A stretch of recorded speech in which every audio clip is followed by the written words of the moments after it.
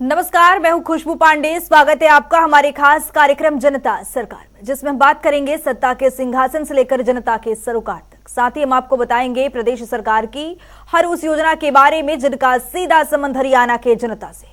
जो योजनाएं प्रदेश के विकास को नई गति प्रदान करेंगी और हरियाणा की जनता का चहुमुखी विकास भी करेंगी, ताकि प्रदेश की जनता तरक्की की राह पर आगे बढ़े और हरियाणा प्रदेश निरंतर उन्नति की नई ऊंचाइयों को छूता हुआ प्रगतिशील रहे। तो अगले 30 मिनट तक बने रहिए हमारे साथ और देखते रहिए जनता सरकार।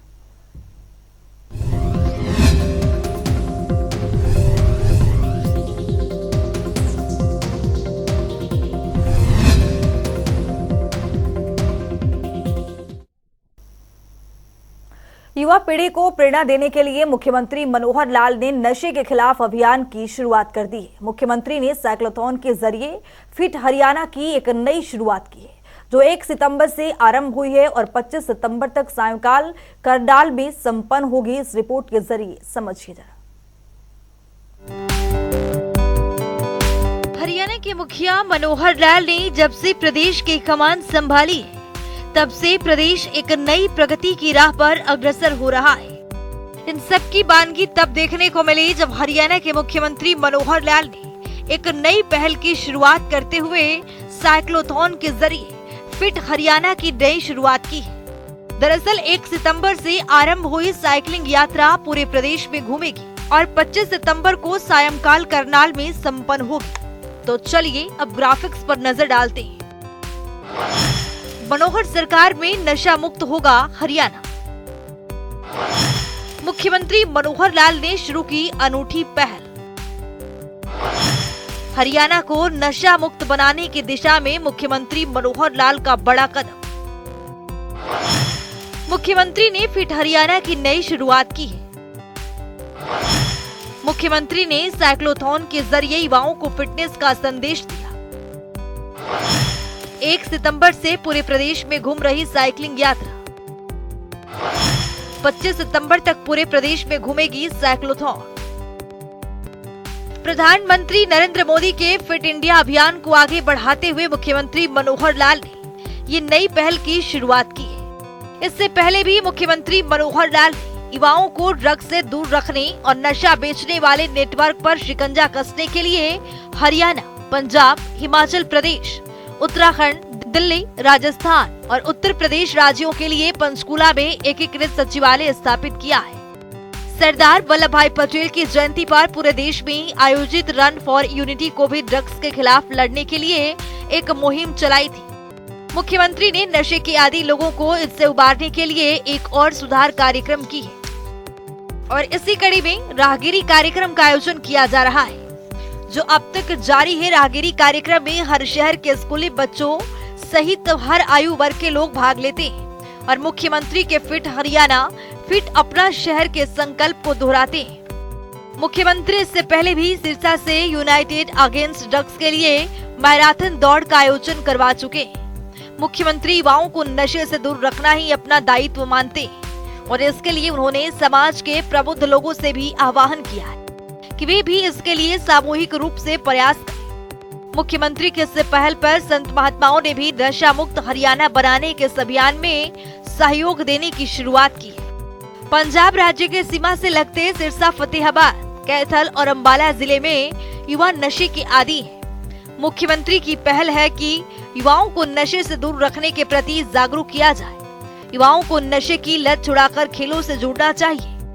इसके लिए अभिभावकों के साथ साथ समाज के प्रबुद्ध लोगों को भी ये संदेश युवाओं तक पहुंचाना चाहिए। साइक्लोथॉन आयोजन करने का मुख्यमंत्री का उद्देश्य युवाओं को फिटनेस का संदेश देना है। खेलो इंडिया यूथ गेम्स 2020 के पंचकुला में सफल आयोजन करके भी फिट हरियाणा का संदेश मुख्यमंत्री ने दिया था। स्पेशल डेस्क जनता टीवी।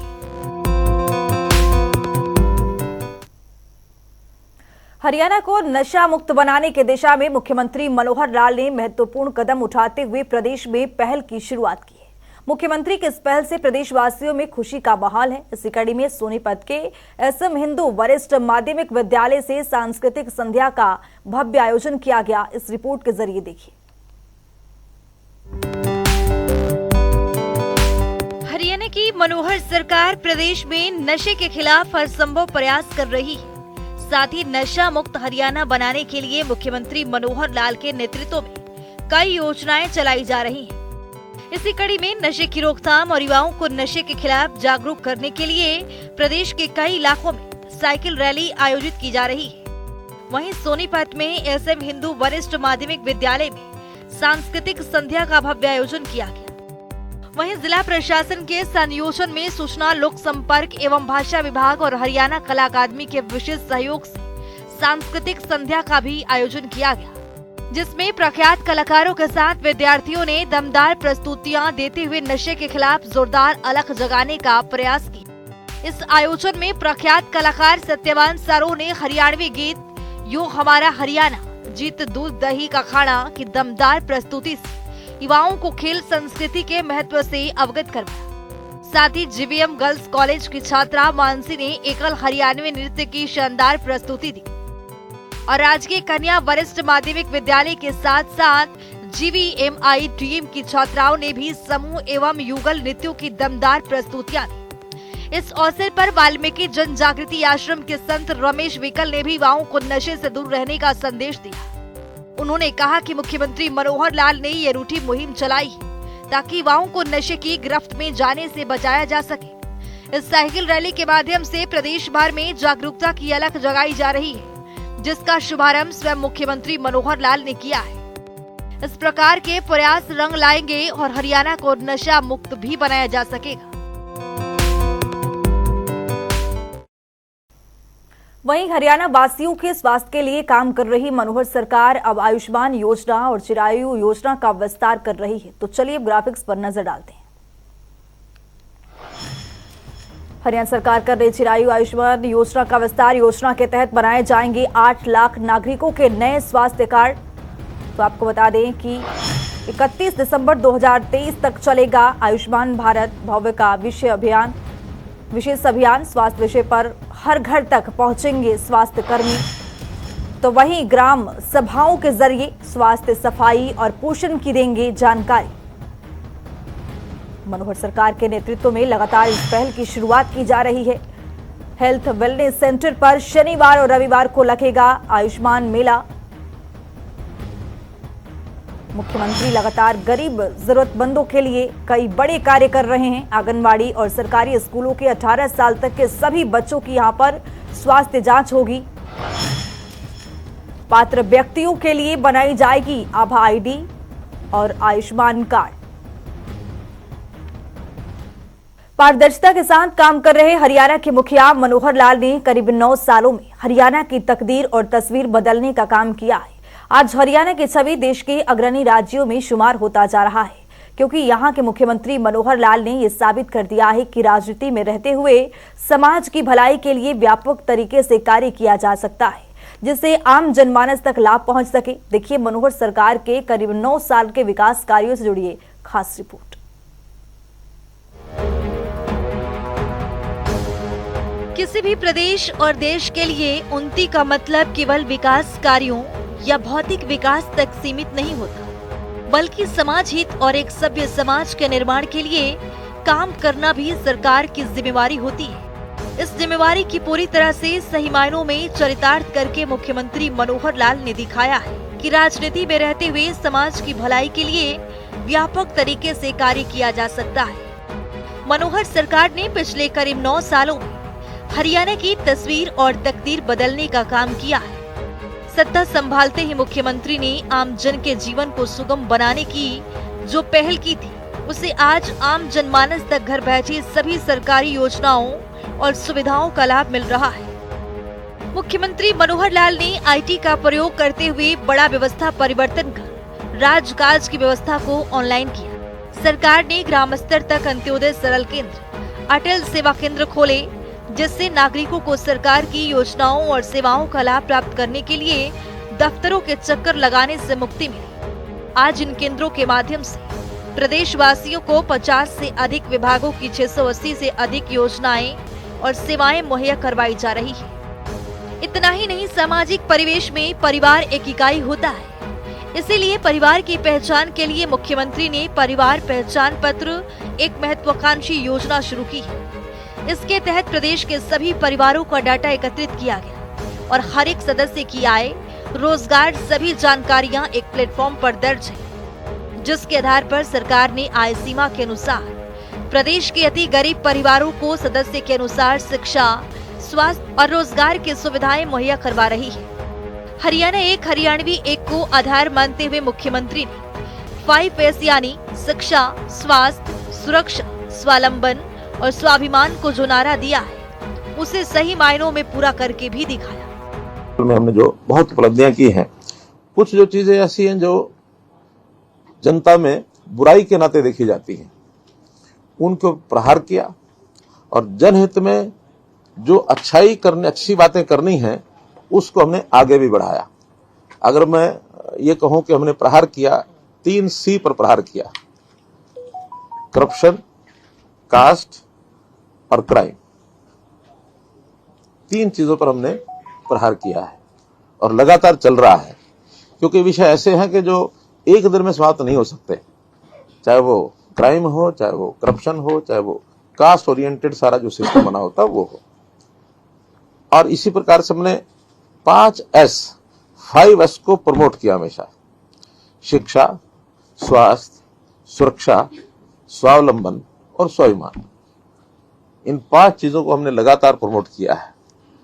बाकी तो इनके नीचे आने वाले अनन्य कार्यक्रम, अनन्य विभाग, उनकी अपनी योजनाएं, वो सब चलते हैं, लेकिन मोटे रूप से हमने लगातार अपनी इस विचारधारा के आधार पर अपनी सारी रणनीति बनाई है।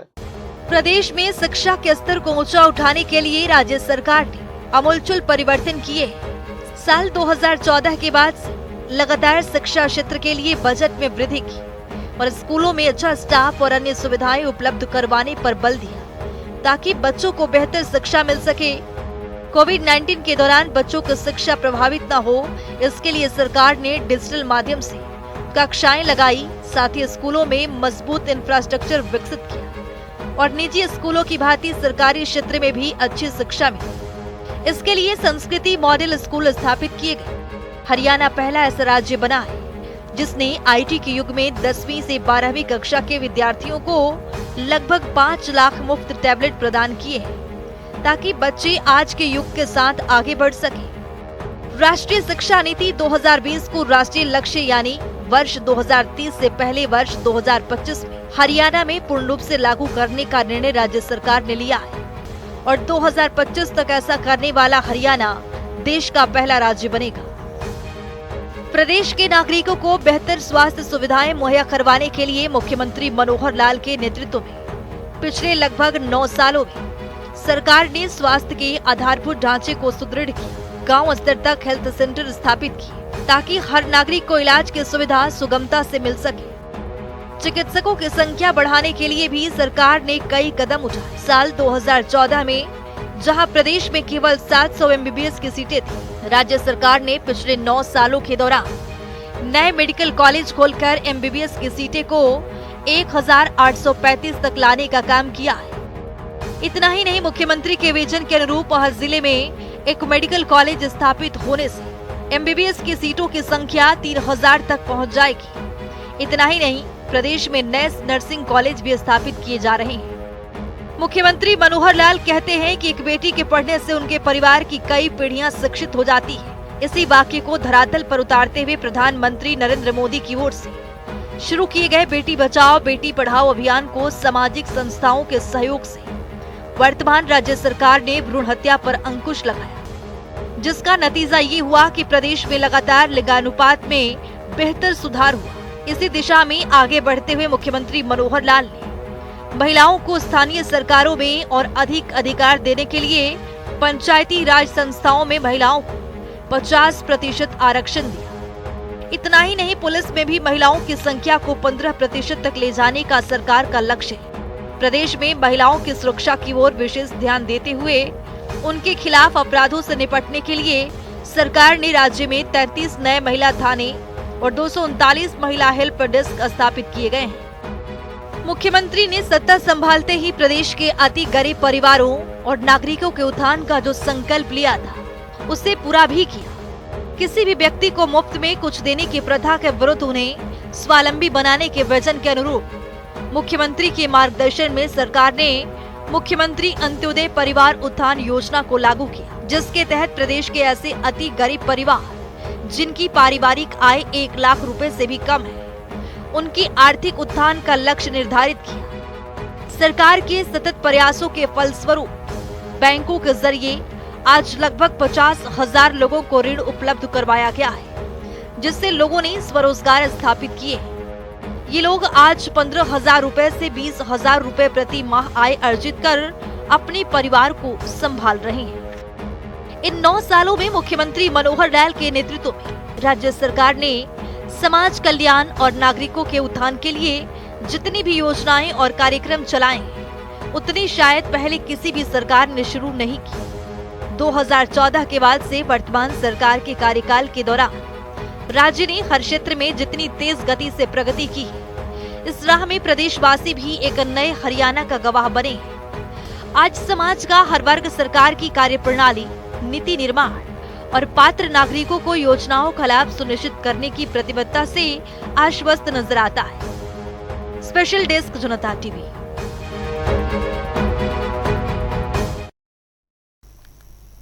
हरियाणा के मुख्यमंत्री मनोहर लाल जल संरक्षण के दिशा में कई महत्वपूर्ण कार्य कर रहे हैं, ताकि आने वाली पीढ़ियों को जल संकट का सामना न करना पड़े।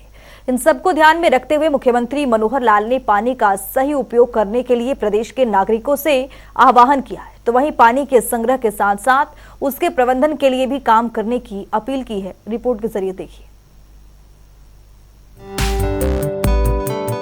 पानी ये हमारे लिए अमृत है। पानी हमारा, जल ही जीवन है, जैसा कहते हैं हमारा जीवन है। पानी के बिना कुछ नहीं है। शायद कुछ समय तक अन्न के बिना व्यक्ति रह सकता है, लेकिन जल के बिना नहीं रह सकता। जल उसका एक प्रवाह है, उसका एक साइकिल है, प्रकृति का साइकिल है। उसमें जल की हमको प्राप्ति होती है। प्राप्ति के साधन मुख्य रूप से वर्षा है। वर्षा भी एक हमारे क्षेत्र में वर्षा होती है, और एक वर्षा मानो हमसे दूर पहाड़ों में होती है, तो पहाड़ों का जो एक पानी का प्रवाह है, उसका हिस्सा हमको मिलता है। मोटे रूप से ये 2 मात्राएं जो पानी को हमको मिलती हैं। अब उसके बाद उसका संग्रह होता है। संग्रह होता है, डैम्स में संग्रह होता है, फिर वो कहीं हमारे पॉन्ड्स हैं, हमारी झीलें हैं, रिचार्ज होकर के भूगर्भ में जाता है। तो जमीन के अंदर भी पानी का एक बहुत बड़ा संग्रह का भंडार है। अब ये संग्रह जो होता है, उस संग्रह का हम फिर बाद में उपयोग करते हैं, और वो जो उपयोग है, वो उपयोग हमको पता है कि जैसे मुख्य रूप से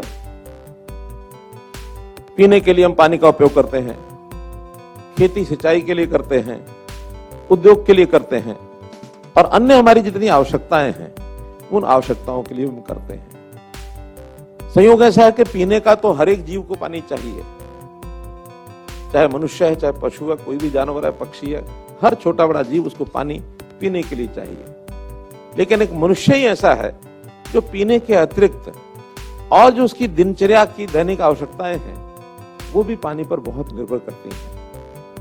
हम स्नान भी करते हैं, हम कपड़े भी धोएंगे, हम वॉशरूम जाएंगे, वहां भी पानी की आवश्यकता होगी, हम अपना घर का फर्श भी साफ करेंगे, हम अपनी गाड़ी भी धोएंगे, हम अपने उद्योग में पानी ले जाएंगे।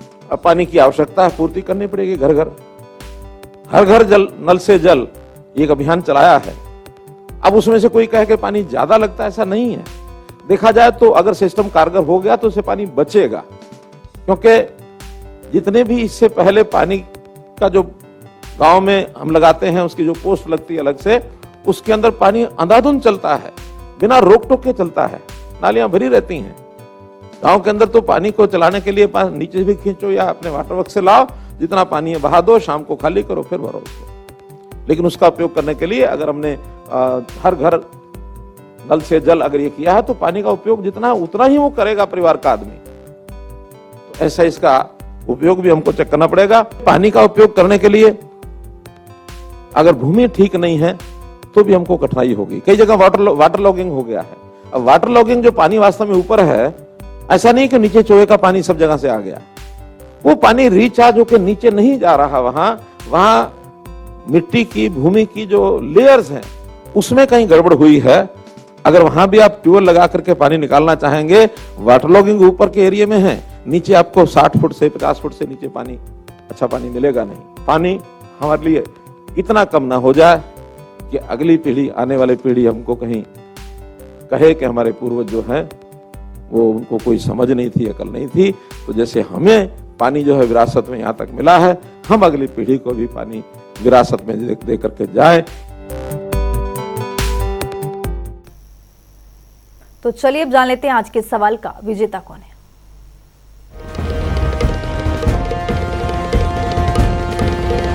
तो बात अब आज के विजेता की। जैसा कि आप जानते हैं, हर रोज एक नया सवाल पूछते हैं, सही जवाब देने वाले के नाम और तस्वीर अपने टेलीविजन स्क्रीन पर दिखाते हैं, साथ ही उसको उपहार भी देते हैं।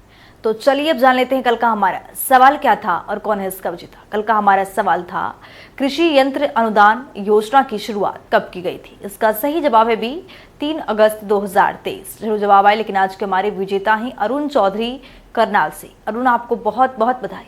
तो फिर पूछेंगे आज का सवाल, देखते रहिए जनता टीवी।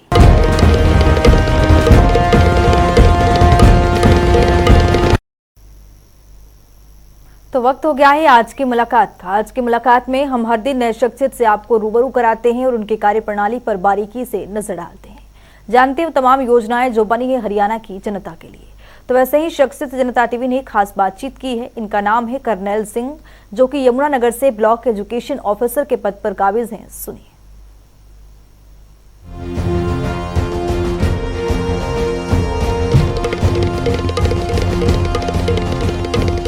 मैं बताना चाहता हूं कि सरकार ने एक तो 9वीं से 12वीं कक्षाओं के लिए फ्री टैब दिए हैं और उस टैब के साथ साथ बच्चों को 2 GB डाटा भी दिया जाता है फ्री डेली बेसिस पे। तो वो फ्री ऑफ कॉस्ट है बिल्कुल ही कम्प्लीटली, ताकि बच्चे ऑनलाइन एजुकेशन ले सके। और ये कोरोना के दौरान जो लैप्स रहे एजुकेशन में, तो उसकी भरपाई के लिए टैब दिए गए थे बच्चों को, जो ये कंटिन्यू चल रहे हैं। इसके अलावा हमारे बच्चों को IIT और नीट की तैयारी के लिए, NDA की तैयारी के लिए भी बच्चों के लिए फैसिलिटी प्रोवाइड की गई है हर एक जिले में।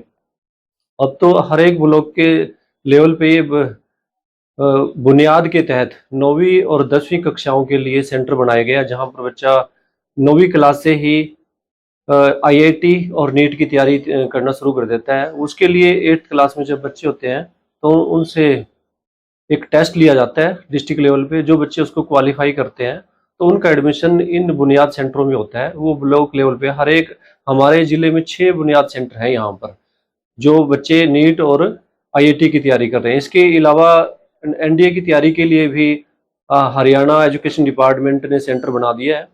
तो अब की बार जो हमारा नीट और IIT का जो रिजल्ट आवा था हमारे सेंटर से, काफ़ी अच्छा है। 98% के आसपास हमारे बच्चे सिलेक्ट होते हैं नीट और IIT में। इसके अलावा जब बच्चे 9वीं और 10वीं में बच्चे अपने ब्लॉक में ये कोर्स पूरा कर लेता है नीट की और IIT की तैयारी का, उसके बाद फिर से टेस्ट लिया जाता है इनका 10वीं में। 10वीं में जैसे टेस्ट होता है तो जो बच्चे क्वालिफाई करते हैं फिर उनको 11th और 12th में एडमिशन दिलाया जाता है। वो बच्चे फिर रिवाड़ी जाते हैं। वहाँ पर पूरे हरियाणा के एक सेंटर बनाया गया जहाँ पर बच्चे फ्री ऑफ कॉस्ट स्टडी करते हैं नीट की और IIT की। वहाँ पर NDA की तैयारी भी साथ साथ कराई जा रही है। 2 साल रहते हैं वहाँ पर बच्चे, हॉस्टल में रहते हैं, वहीं पर तैयारी करते हैं, वहीं पर रहते हैं। और काफ़ी अच्छा रिजल्ट हमारा आ रहा है नीट और इसमें IIT में। काफ़ी बच्चे गवर्नमेंट स्कूलों से वहाँ पर सिलेक्ट हो रहे हैं। अभी पिछले जो हमारा IIT का रिजल्ट आवा था, 2-3 बच्चे तो हमारे IIT बॉम्बे में सिलेक्ट हुए थे और अमूमन नीट में तो काफ़ी बच्चे सिलेक्ट हो रहे हैं हमारे। ये बहुत ही अच्छी योजना है गवर्नमेंट स्कूलों के लिए और सरकार का बहुत ही सराहनीय कदम है कि गवर्नमेंट स्कूलों से भी अब IIT और नीट के लिए तैयारी करवाई जा रही है और बच्चे वहाँ पर सिलेक्ट भी हो रहे हैं।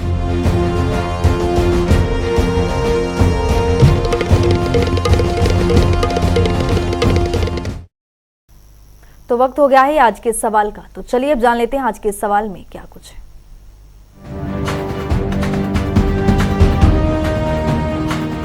हर रोज की तरह हाजिर हूं आज का सवाल लेकर। जैसा कि आप जानते हैं, हर रोज एक नया सवाल पूछते हैं, सही जवाब देने वाले के नाम और तस्वीर अपने टेलीविजन स्क्रीन पर दिखाते हैं, साथ ही उसको उपहार भी देते हैं। तो चलिए अब नजर डालते हैं आज के सवाल पर।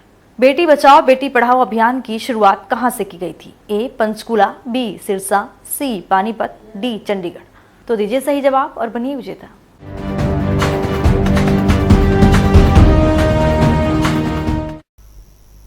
तो हमारे खास कार्यक्रम जनता सरकार में आज के लिए इतना ही। नमस्कार।